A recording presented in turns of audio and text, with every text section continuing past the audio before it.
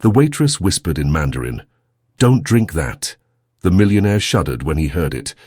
Sarah Chen was wiping down table 12 when she noticed the well-dressed man in the expensive suit slip something into the little girl's water glass. Her blood ran cold. The child, no more than 8 years old, was coloring happily while her mother talked loudly on the phone, completely oblivious to what had just happened. The man was Richard Blackwood. Everyone in town knew him. Owner of 3 luxury hotels, city council member, the kind of person who got his table reserved without calling ahead. Sarah was just a 19-year-old Chinese immigrant who cleaned tables and spoke broken English. But as she watched him smile, that cold, calculated smile, while the innocent child reached for her glass, Sarah felt something fierce awaken inside her. She had seconds to act. What happened next would shatter 2 lives and rebuild them in ways no one could have imagined. The little girl's fingers touched the glass. Sarah's heart hammered against her ribcage as she moved toward the table.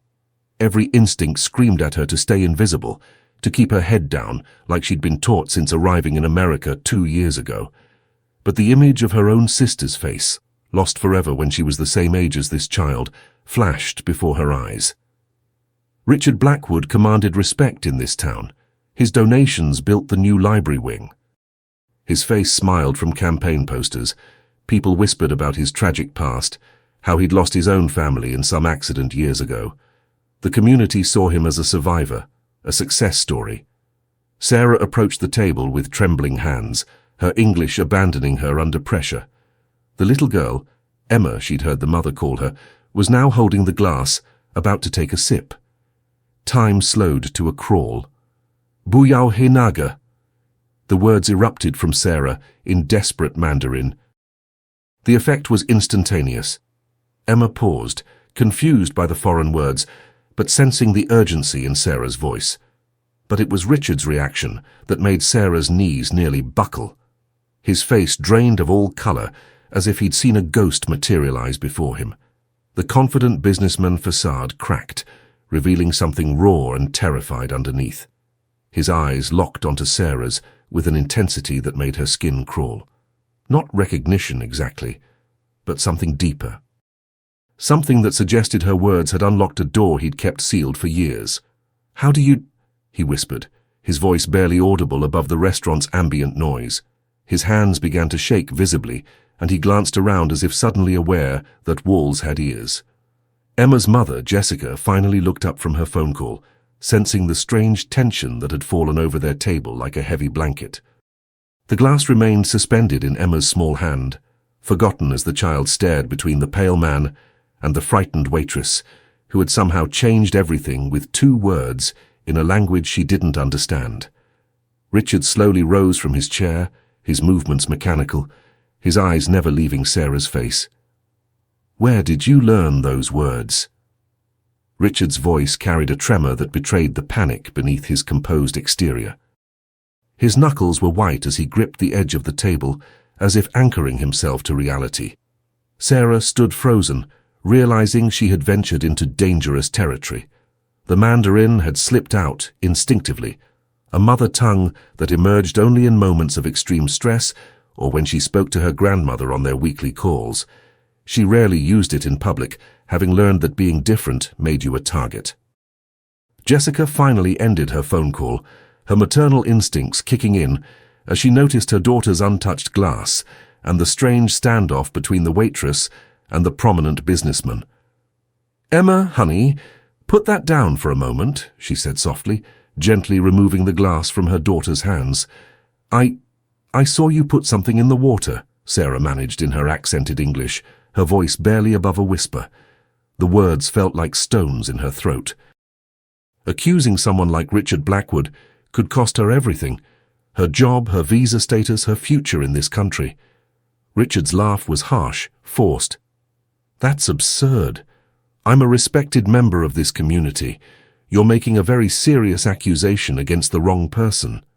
But even as he spoke, beads of sweat formed on his forehead despite the restaurant's cool air conditioning. Emma looked up at her mother with wide eyes. "Mommy, why does the water taste funny?" The innocent question hit the table like a thunderbolt. Jessica immediately lifted her daughter away from the table, her protective instincts fully activated. "What exactly did you put in my daughter's drink?" Jessica's voice rose, drawing attention from nearby tables. Other diners began to turn and stare, their conversations quieting as they sensed drama unfolding. Richard glanced around nervously, aware that his reputation hung in the balance. "This is ridiculous, I'm calling my lawyer." But as he reached for his phone, Sarah noticed something that made her blood run cold. A small white residue on his fingertips that he was hastily trying to wipe away with his napkin. The evidence was disappearing, but the truth was just beginning to emerge. The restaurant manager, Dave, hurried over with the false smile he reserved for difficult situations involving important customers. "Is everything all right here, Mr. Blackwood?" His tone was deferential, already choosing sides before understanding the situation. "Everything's fine, Dave. Just a misunderstanding with your employee here." Richard's voice had regained some of its authoritative edge, but Sarah noticed the slight emphasis on employee, a reminder of the power dynamics at play. Jessica clutched Emma closer, her lawyer instincts from her corporate job kicking in. "I want that glass tested, now." Her voice cut through the manager's attempted diplomacy like a blade. "And I want to know exactly what this man put in my daughter's drink." Dave looked between his valued customer and the accusation, clearly torn. "Mrs. Patterson, I'm sure there's been some mistake." "The mistake would be ignoring this." Jessica's courtroom voice emerged, commanding and precise. She pulled out her phone. "I'm calling the police." Richard's composure finally cracked completely. "Wait, please, let's not involve the authorities over a simple misunderstanding." His desperation was now visible to everyone within earshot. "I'm sure we can resolve this privately." Sarah watched the transformation with a mixture of vindication and terror. The respected businessman was revealing himself to be something else entirely, something cornered and dangerous. But what chilled her most was the look in his eyes when he stared at her. Not just anger or fear, but something that felt almost personal. "You have no idea what you've started," he whispered to Sarah. His words meant only for her ears. "Some stones are better left unturned." Emma began to cry, sensing the adult tension and fear around her. Jessica comforted her daughter, while keeping her phone ready to dial 911. Other diners openly stared now, some recording with their phones. Richard straightened his tie and attempted one last play at dignity. "This conversation isn't over," he said quietly to Sarah. "We need to talk, privately." As he walked toward the exit, Sarah realized with growing dread that her simple act of protection had opened a door to something much larger and more dangerous than she could have imagined. Sarah's hands shook as she cleared the abandoned table. Emma's barely touched coloring page still spread across the surface. The drawing showed a happy family, stick figures holding hands under a smiling sun. Such innocent simplicity, now tainted by what had almost happened. Jessica remained in the restaurant waiting for the police while keeping Emma close.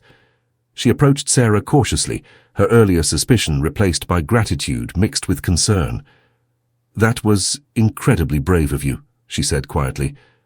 "But are you going to be okay? A man like Richard Blackwood, he has influence." Sarah nodded mechanically, but inside, anxiety gnawed at her stomach. She'd been in America for 2 years, working multiple jobs to support herself and send money back to her grandmother in Beijing. Her visa status was precarious, dependent on her employment. One phone call from someone like Blackwood could unravel everything she'd worked for. Dave, the manager, approached with evident reluctance. "Sarah, I need to talk to you in the office." His expression was apologetic but firm. The writing was on the wall. Protecting a child meant sacrificing her own security. As she walked toward the office, Sarah's mind drifted to the phone call she'd have to make to her grandmother. How do you explain that speaking up for what's right might cost you everything?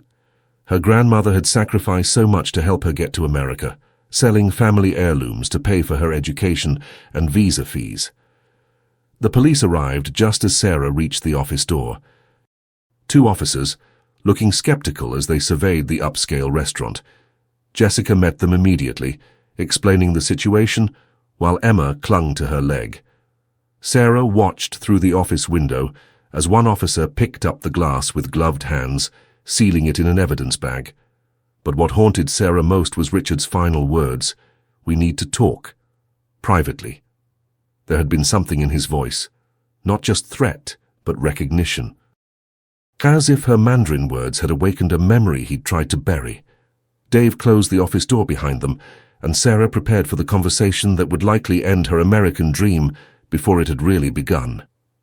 If this story is touching you, prepare yourself. Sometimes protecting others means exposing secrets that were meant to stay buried forever. "Sarah, you've put me in an impossible position," Dave began, his voice heavy with reluctance. Through the office's glass partition, she could see the police interviewing Jessica, while Emma sat nearby, coloring with fierce concentration, a child's way of coping with adult chaos. "Mr. Blackwood has been a patron here for over 5 years. His business events alone account for 15% of our revenue." Dave rubbed his temples, looking older than his 40-something years. "But what you did today, if you're right about what you saw..." Sarah straightened in her chair, finding strength she didn't know she possessed. "I am right. I saw him put something in that little girl's drink. I couldn't just watch." Her English, usually hesitant and careful, flowed with conviction. One of the police officers knocked on the office door. Officer Martinez, according to his name tag, had kind eyes that reminded Sarah of her grandfather. "We'd like to speak with the witness who made the initial observation." Dave gestured for Sarah to go ahead, but his expression remained troubled. She knew her job was already over. The only question was whether she'd face deportation as well. Officer Martinez led her to a quiet corner booth. "Can you tell me exactly what you saw?" His tone was patient, professional, but Sarah caught him glancing at his partner, who looked less convinced about taking the word of an immigrant waitress over a pillar of the community. As Sarah recounted the events, she noticed Richard's business card lying forgotten on his table. Something about the embossed logo nagged at her. She'd seen it before, but couldn't place where. The memory felt important, like a key that wouldn't quite fit the lock. "Why did you speak to the child in Chinese?" Officer Martinez asked. "Mandarin," Sarah corrected automatically. "It just came out. When I'm scared or emotional, sometimes English leaves me." She paused, remembering Richard's shocked reaction. "But he understood me. Mr. Blackwood understood what I said." The officer made a note. "Are you certain?" Sarah nodded emphatically. His face, it was like I'd spoken a ghost's name. Outside, she could see Richard's black Mercedes pulling back into the parking lot. He'd returned, and he was walking directly toward the restaurant's entrance with purposeful strides. Richard Blackwood entered the restaurant with the calculated composure of a man accustomed to controlling narratives. His earlier panic had been replaced by something more dangerous: cold determination. He'd changed clothes, now wearing a fresh shirt and tie, his hair perfectly styled as if the previous confrontation had never happened. Sarah watched from the corner booth as he approached Officer Martinez's partner, Officer Johnson, extending his hand with practiced charm. "Officers, I understand there's been some confusion. I'm Richard Blackwood. Perhaps you know my work with the Police Benevolent Association's annual fundraiser." Officer Johnson's demeanor shifted noticeably, his skeptical expression softening into recognition. "Mr. Blackwood, of course. My wife attended your charity gala last month. Raised quite a bit for the Children's Hospital, I heard." "Always happy to serve the community," Richard replied smoothly, but his eyes never stopped scanning the restaurant until they found Sarah. When their gazes met, he smiled, the same cold smile she'd witnessed at Emma's table. "I believe this young woman has made some very serious accusations against me, accusations that could damage not just my reputation, but the many charitable organizations I support." Sarah felt the temperature in the room shift. She watched Jessica's face tighten with concern as Richard's influence began to work its magic. Even Dave, who had seemed sympathetic moments before, was nodding along with Richard's measured words. Officer Martinez remained focused on his notepad, but Sarah could see doubt creeping into his expression. "Sir, we have a witness who claims she saw you tamper with a child's beverage. We've secured the glass for testing, but, of course, test it by all means," Richard interrupted graciously. "I'm confident the results will clear up this misunderstanding completely. However, I am concerned about the mental state of an employee who would make such devastating false accusations. Perhaps there are other factors at play here." The implication hung in the air like poison gas. Sarah's immigration status, her position as an outsider, her accented English, all of it suddenly felt weaponized against her. She watched Richard pull out his phone, scrolling through what appeared to be a contact list filled with influential names. Emma looked up from her coloring, sensing the adult tension again. "Mommy, why is the scary man back?" Her innocent question cut through the political maneuvering like a child's truth often does. Richard's mask slipped for just a moment, his jaw tightening at Emma's words, but he quickly recovered, kneeling down to Emma's level with practiced warmth. "I'm not scary, sweetheart. I think there's just been a big misunderstanding." Sarah stood up from the booth, her instincts screaming danger. There was something about the way Richard looked at Emma, too familiar, too knowing, as if this wasn't the first time he'd knelt before a frightened child. As Richard crouched beside Emma, Sarah noticed something that made her breath catch in her throat. A thin scar ran along his left temple, barely visible unless you knew where to look. She'd seen that scar before, in nightmares that had haunted her for 15 years. "Emma is such a pretty name," Richard said softly to the child, his voice taking on an almost hypnotic quality. "Do you know what it means?" "It means whole or universal. Very special." Jessica instinctively pulled Emma closer, but Richard continued his gentle monologue. "I once knew a little girl about your age. She had the most beautiful dark hair and the brightest smile. But she's gone now. Lost in an accident that was all my fault." Sarah's legs nearly gave out beneath her. The words triggered a cascade of memories she'd spent years trying to suppress. A car accident on a rainy night, sirens, the smell of antiseptic in a hospital room, and a man with a scar on his temple crying as he signed papers that would send her away forever. Officer Martinez noticed Sarah's sudden pallor. "Ma'am, are you all right? You look like you've seen a ghost." Richard's head turned toward them at the officer's words, and for the first time since returning, he really looked at Sarah. His eyes traveled over her face with growing intensity, taking in features that had matured from child to woman, but retained their essential character. Sarah found her voice, though it trembled with emotion she couldn't contain. "Xiao Mei," she whispered in Mandarin. "You used to call me Xiao Mei." The color drained from Richard's face as completely as it had earlier, but this time it didn't return. His hand went unconsciously to his chest, where a thin chain was visible beneath his shirt collar. Emma forgotten, he stared at Sarah with a mixture of recognition, disbelief, and something that looked almost like hope. That's not possible," he stammered, struggling to his feet. "She died. They told me she died. The social worker said—" His voice trailed off as the carefully constructed walls of his denial began to crumble. Jessica looked between them, confused by the sudden shift in dynamics. Officer Johnson stepped closer, sensing that something significant was happening beyond his understanding. Even Dave emerged from the office, drawn by the electric tension that had filled the restaurant. Sarah reached into her apron pocket and pulled out a small object, half of a broken jade pendant shaped like a heart. She'd carried it every day for 15 years, the only tangible connection to a father who had abandoned her when grief overwhelmed his ability to care for anyone, including himself. Richard's hand moved instinctively to his chest, to the chain hidden beneath his shirt. His fingers traced the outline of what Sarah knew was the other half of the same pendant. The truth was about to shatter both their worlds completely.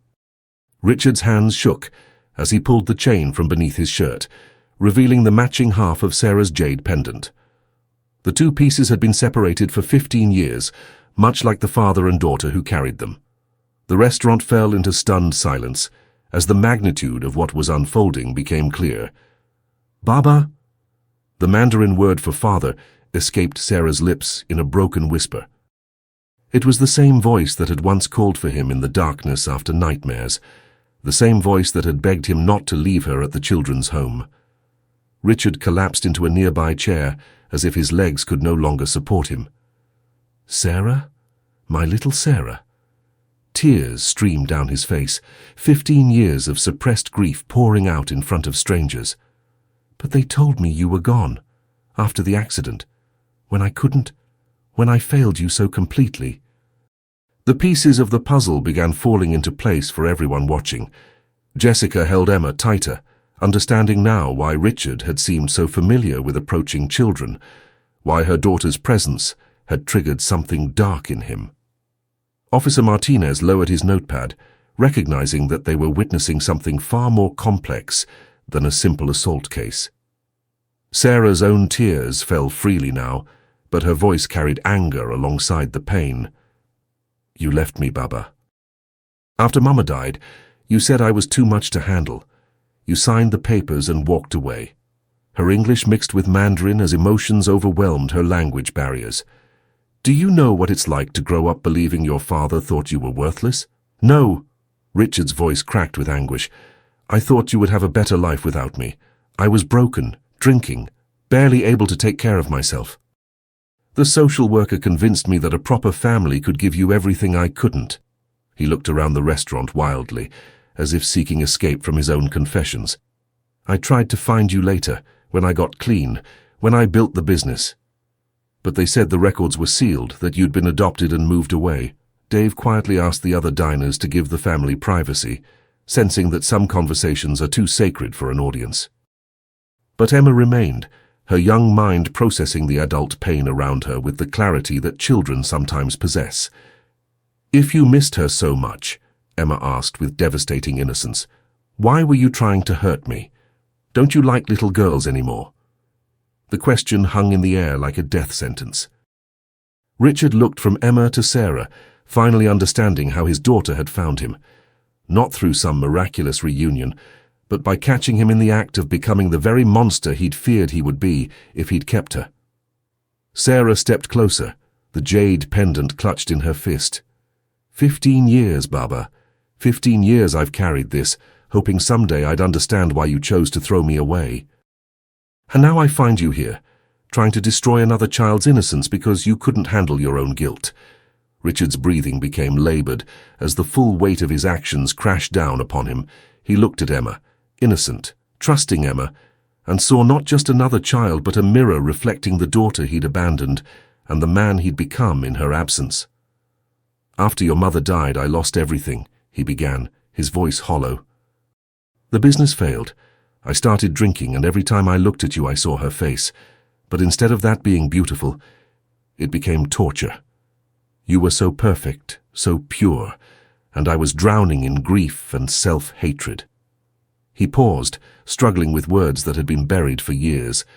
The social worker said temporary placement would help us both heal, just until I got back on my feet. Sarah's anger burned brighter. Temporary? You never came back. I waited every visiting day for months. Other children got adopted while I sat there believing my father would remember he loved me. I did love you. Richard's cry echoed through the restaurant. That's why I stayed away. When I finally sobered up and tried to reclaim you, they said you'd been placed with a family who'd moved out of state. They convinced me it was better, that disrupting your new life would only cause more trauma. Officer Martinez found his voice. Mr. Blackwood, that still doesn't explain what happened here today with Emma. Richard's face crumpled with shame so profound it seemed to age him a decade. Because somewhere in these 15 years, the pain turned into poison. I started hating happy families, resenting children who had what I'd destroyed. Every time I saw a father with his daughter, it reminded me of my failure. He looked directly at Jessica and Emma. I began fantasizing about taking away their innocence, their trust, their safety, the way I'd taken it away from Sarah by abandoning her. Jessica pulled Emma behind her, horror replacing any sympathy she might have felt. You're talking about deliberately traumatizing children. Yes, Richard whispered, because if I couldn't be happy, why should they be? If I couldn't be the father Sarah deserved, then no child deserved to feel safe. The confession hung in the air like a toxic cloud. Sarah stared at the man who had given her life, seeing clearly now what her abandonment had created. Not just a grieving father, but a predator who targeted the innocent to salve his own wounds. "How many, Bubba? How many children did you hurt before Emma?" Richard's silence was answer enough. The successful businessman, the charitable donor, the pillar of the community, all of it had been a carefully constructed facade, hiding a monster born from unprocessed grief and cowardice. What was about to happen next would determine whether 15 years of pain could somehow transform into healing, or whether some wounds run too deep for even blood bonds to bridge. Emma's small voice cut through the heavy silence. "My daddy left too, but he didn't try to hurt other kids." Her innocent observation struck Richard like a physical blow, the simple moral clarity of a child exposing the elaborate justifications he'd built around his actions. Sarah knelt to Emma's level, speaking gently. "Some people, when they're hurt, choose to hurt others, but that's not what love looks like." She glanced up at Richard. "Love protects. Love sacrifices itself before it harms the innocent." Richard watched this exchange, seeing perhaps for the first time in 15 years what kind of woman his daughter had become despite his abandonment. Strong, compassionate, protective, everything he'd once been before grief twisted him into something unrecognizable. "There were 7, he said suddenly, his voice barely audible. 7 children over the past 3 years. I never went through with it completely, but I traumatized them enough to satisfy the darkness inside me." The confessions poured out, like poison finally being drained from an infected wound. "I told myself they would recover, that children are resilient. But I knew I was stealing something from them that could never be fully returned." Officer Martinez stepped forward, his hand moving toward his handcuffs. "Mr. Blackwood, you're under arrest for—" "Wait," Sarah interrupted, surprising everyone, including herself. She stood slowly, her eyes never leaving her father's face. "15 years ago you made a choice. You chose to abandon me because you thought it would be easier than doing the hard work of healing together." Her voice grew stronger with each word. "Today you have another choice. You can let them arrest you and spend whatever time you have left paying for your crimes in a cell. Or—" Richard looked up at her with desperate hope. "Or what?" "Or you can choose to be the father who fights for redemption instead of the monster who wallows in self-pity." Sarah's voice carried the authority of someone who had survived abandonment and emerged stronger. "You can choose to face every family you've hurt, to dedicate whatever time you have left to healing the damage you've caused." Jessica watched this exchange with amazement. Here was a young woman offering her abusive father a path to redemption that he had never offered her, a second chance he didn't deserve but she was strong enough to provide. Richard struggled to his feet, looking older and more fragile than his 55 years. "Sarah, I don't deserve—" "No, you don't," she cut him off firmly. "But Emma deserves to see that monsters can choose to become men again. And maybe I deserve to have a father who fights for forgiveness instead of one who runs away when things get difficult." The moment of truth had arrived. Would Richard Blackwood choose the path of a coward again, or would he find the courage to face the consequences of his actions and fight for the redemption his daughter was offering? Richard slowly extended his hands toward Officer Martinez, wrists together in a gesture of surrender that carried more dignity than any of his previous posturing. "I want to confess to everything. Every child I hurt, every family I traumatized. But I also want to do something I should have done 15 years ago. I want to fight for my daughter's forgiveness." Officer Martinez hesitated, looking between the broken man offering confession and the young woman whose strength seemed to fill the entire restaurant. "Ma'am, this is highly irregular. Your father has admitted to serious crimes against children." Sarah nodded solemnly. "And he should face justice for those crimes. But justice and redemption aren't mutually exclusive." She turned to Richard, her voice carrying the weight of years of abandonment but also the possibility of healing. "If you're truly ready to change, it starts with facing every single family you've hurt, not hiding behind lawyers or legal technicalities, but looking each parent in the eye and taking full responsibility." Jessica watched this unprecedented display of grace with growing amazement. Here was a young woman who had every right to destroy the man who'd abandoned her, instead offering him a path to redemption that required more courage than running away ever could. Richard's voice shook as he spoke. The Hendersons' daughter at the mall last year. I followed them to the food court and slipped something in her drink while they were distracted. The Patel family at the park. I approached their son while they were watching their other children play. Each time I told myself it was just a small thing that they'd forget. His confessions continued, each one cutting deeper into his own soul. But I remember every face, every moment of fear I created. Emma tugged on her mother's sleeve. "Mommy, is he going to get better now?" The question came with the hopeful innocence of a child who still believed broken things could be fixed. Sarah knelt beside Emma again. Getting better isn't something that happens to someone, sweetheart. It's something they choose to work for every single day. She looked back at Richard, and it starts with being brave enough to face the people you've hurt and ask what you can do to help them heal. Officer Martinez spoke into his radio, calling for backup and requesting a detective to handle what was clearly going to be a complex case involving multiple victims. "Mr. Blackwood, this confession will be used in court. You understand that?" "I understand," Richard replied.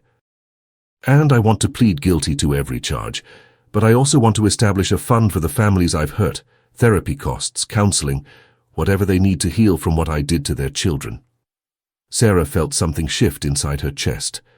Not forgiveness yet, but perhaps the first seeds of what forgiveness might eventually grow from. Dr. Patricia Williams, the court-appointed psychologist, reviewed her notes as she sat across from Richard in the holding room 3 weeks later. His confession had led to charges that would likely result in significant prison time, but the legal system was grappling with something unprecedented, a perpetrator actively working to make amends before sentencing. "Tell me about the fund you've established," Dr. Williams said, her voice professionally neutral but not unkind. Richard's appearance had changed dramatically in the weeks since his arrest. The polished businessman veneer had been stripped away, revealing someone who looked genuinely humbled. "I liquidated everything, the hotels, the properties, my investment portfolio, $23 million placed in trust for the 7 families, with Sarah as the primary administrator. Why Sarah? Because she's the only one who truly understands what I took from those children. She knows what it means to have a father disappear when you need him most." Richard's voice carried a quality it had lacked before, genuine humility. "The victims' families will decide how the money is used. Therapy, education funds for the children, whatever helps them heal." Through the observation window, Sarah sat with the parents of the children Richard had traumatized. The meetings had been grueling, facing the raw pain of families whose trust had been shattered. But something remarkable was happening in these sessions. Parents who had felt powerless were finding their voices.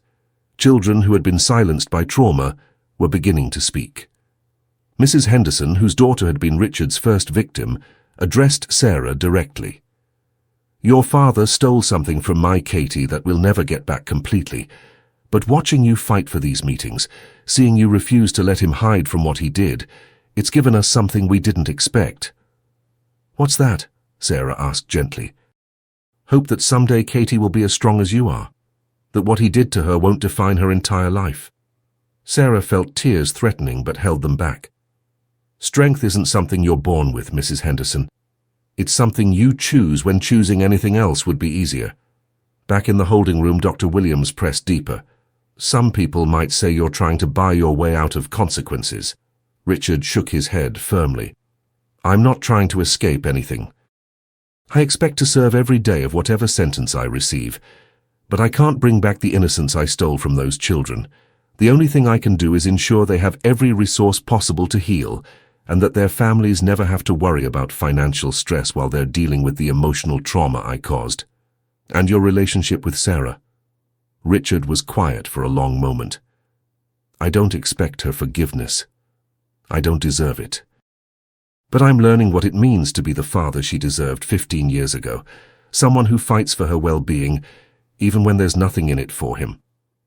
6 months later, Sarah stood in the visitors' room of Millbrook Correctional Facility, watching her father walk toward the table in his prison uniform. The transformation was complete now. Gone was any trace of the entitled businessman who had once commanded respect through wealth and influence. "How are the families doing?" Richard asked immediately, as had become his habit. Every conversation began with concern for his victims, rather than complaints about his circumstances. The Hendersons' daughter started speaking again last week. First words she said since the incident.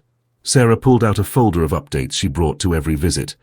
"The Patel boy is in therapy with Dr. Morrison, the specialist your fund is paying for. His parents say he's sleeping through the night again." Richard's relief was visible. "And Emma? How is Jessica's daughter?" "Thriving. Jessica says Emma talks about becoming a police officer now because she wants to protect other kids." Sarah managed a small smile. "She calls me her guardian angel, who speaks magic words." The irony wasn't lost on either of them. Richard's attempt to harm Emma had led to Sarah finding her voice and purpose in ways she never expected. She had left her job at the restaurant to become a full-time advocate for the families, coordinating their care and ensuring the fund served their actual needs rather than what outsiders thought they needed. "I've been thinking about what happens when I get out," Richard said carefully, "assuming I live that long. His 70-year sentence meant release was unlikely, but the possibility existed. And I want to work with other men like me. Men who've let grief and self-pity turn them into monsters." Richard's voice carried conviction that had been absent from his life for decades. "There's a program here, offenders counseling other offenders. I've been accepted into the training."